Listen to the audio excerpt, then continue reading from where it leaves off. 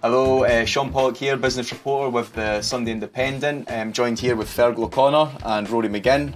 We have profiled 30 of the most exciting entrepreneurs under the age of 30 in Ireland.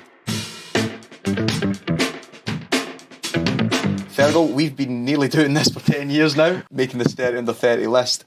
What are some of the most important steps to making this list, do you feel? I've been doing it since 2017, and it actually goes all the way back to 2013, before our time. And the standout names on that list were the Collisons, when they were worth just a mere 500 million.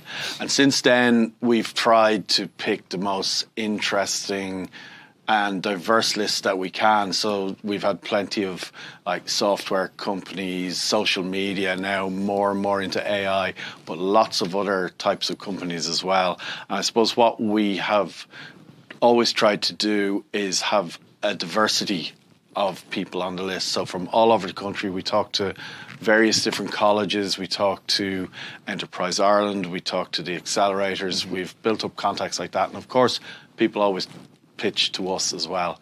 And then we have a very long list. We could have a 60 under 30, no problem. But we sit down, we go through the names, and we pick out what we hope is a really interesting list with lots of really talented people. No question about that, and the Collison brothers can maybe thank us later for their success post-2013. But over the 10 years, we've had some really, really exciting companies. I've been doing this since 2019, and you know, the likes of Anya Kennedy from the Smooth Company, who is currently up for Entrepreneur of the Year. Jack Pierce, Wayflyer, they're again another one that has tasted so much success. Are there any others that jump out? Well, there's some that come out of left field. For example, Food Cloud, Iseult Ward and Avian O'Brien, they were on our 2013 list, would you believe? Since then, they have redistributed 330 million meals to people who suffer from malnutrition and that they've managed to get corporations and food companies all around the world to work with them on that. Another one that jumps out to me would be Izzy Wheels, where Alva and Izzy Keane, two sisters, and they designed special covers for wheelchair wheels that are really interesting, and they caught the imagination, and that it's just so different to some of the others that have come along. Yeah, no, we do tend to get a good diverse range of businesses. Rory, this is your first year making the 30 under 30 list. Hopefully, many more to come. Hopefully. What were some of the highlights for you making this list? Well, first of all, it's been a great experience. I think the highlights really has been like kind of searching around, kind of figuring out who's really interesting, really niche, and trying just to see what best suits the article and going off history and kind of that thing. But I think really the standout was probably the photo shoot. I think really taking part in that and just seeing how it all comes together and all the people, you meet the people in person for the first time. But no, I think that's probably the standout point. And then finally, the published piece, it'd be really cool to kind of see all that kind of come together and all of that hard work come to fruition. Brilliant.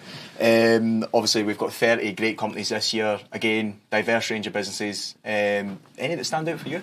Yeah, so there's one particular one called Jury by Sean Ledden. His pieces are really kind of unique, kind of follow that kind of traditional Irish Celtic style. And I love sometimes I kind of love cool kind of jewelry pieces, necklaces or rings or kind of that kind of thing. But yeah, in particular, his pieces are really, really stand out. And I think they're kind of really good, maybe gift ideas for coming up to Christmas. Really good price, really cool style. And yeah, it's just that kind of like Celtic kind of fashion that's really kind of stood out to me. And Rory, of course, is the only one here who could make the 30 under 30. That's true. Another one that jumped out to me this year would have been Oran O'Flynn and his company Talio, which recently raised €1.1 million in a pre-seed round. So they're obviously destined for big things. Eniola Salami, whose business Joy of Food, listed in Musgraves at an incredibly young age. Fantastic business, obviously, tasting success already. So there's some great businesses on that list. Really, really hope that they all go on to achieve great things. I'm sure they will. So we're going to cut now to some of the interviews with the successful nominees for the 30 under 30 list, starting off with Nadia Power and her business Swifter. I have Swifter with my co-founder James. It's a running accessories business and we've been selling now for just over 2 years. How does it feel mixing sport and business? It's very busy, number one. It came at an amazing time for me though, as I've had some injuries over the last few years. So Swifter has almost been like a saviour and another new passion and focus. But it does take a lot of discipline and time management now, as I'm still training like 6 or 7 times a week. You're in Ireland's 30 under 30 list. How does it feel? First of all, thank you so much. I feel really humbled, because it happened kind of organically. I've never applied or looked for anything like this, and it feels really nice and rewarding after so much work that we've done this year on building Oma. So yeah, it feels rewarding. Oma is a brand of Japanese teas, organic teas and matcha, and we work on supporting farmers in Japan in organic production, as it's not supported by a government. So we want to support that it's better for our planet and that they can grow their fields. And as well as Oma is a brand of Japanese teas and matcha, so we have a cafe in town since April, which opened as an pop-up, but as well as that, it's online business and very big B2B network of cafes around Ireland, UK, US and Germany. First off, congratulations, you're on the 30 under 30 list. How does it feel? Oh, it's surreal. It's so mad. I can't believe it. I really can't believe it. Yeah.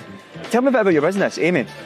So Amy it was originally a pregnancy test designed for blind and visually impaired people, and we're expanding it now into all types of testing, like COVID, ovulation, STI, UTI tests. And essentially what it is it's a rapid diagnostic test that's accessible for blind and visually impaired people. So the way it works is it delivers results rather than it being a visual result. It delivers it through a tactile plus or minus, and then also it connects to your phone, and that'll read it aloud to you or have a large visual that some visually impaired people would be able to see. So at Talio, we help food and beverage companies know how to sell. We built in at the end of 2023, my co-founder Ciarán O'Connor. So we help food and beverage companies know how to win, and we do that by collecting social, menu and retail data. So you raised €1.1 million in a pre-seed funding round. Yeah. Just tell me, how challenging is it to raise funding in this climate and as a young entrepreneur? Yeah, so it's always difficult to do fundraising. At the end of the day, you're trying to sell other people on what you're trying to build in the future. Fortunately, Ireland has a range of really valuable and worthwhile angel investors as well as institutional investments. So we were fortunate to be able to build a substantial momentum in our round and get that done. It's difficult as a young person to ever do that kind of things, but they really trust young people in this new frontier of AI. Tell me about Fear Jewellery. Yeah, Fear is an Irish team jewellery brand founded by myself back in 2022 when I was in college, actually. Came up with the idea with the huge Irish diaspora living abroad. I'd also consider myself a serial entrepreneur, and I'm also an extremely passionate Gaeilgeoir. I would have done primary and secondary school through Irish, so I suppose combining my passion for the Irish language and business together, Fear Jewellery was born. We actually put in an Irish saying card, and our customers absolutely love it. I was only at a pop-up market yesterday morning, and a customer came in and said, I've actually framed your Irish saying card. So it just shows that people are still really passionate about the Irish language, and it is coming back. And for us to have any part to play in that, I'm really proud of it. So for the full list, please check out the Irish Independent, and you'll get to see some of Ireland's most exciting young entrepreneurs.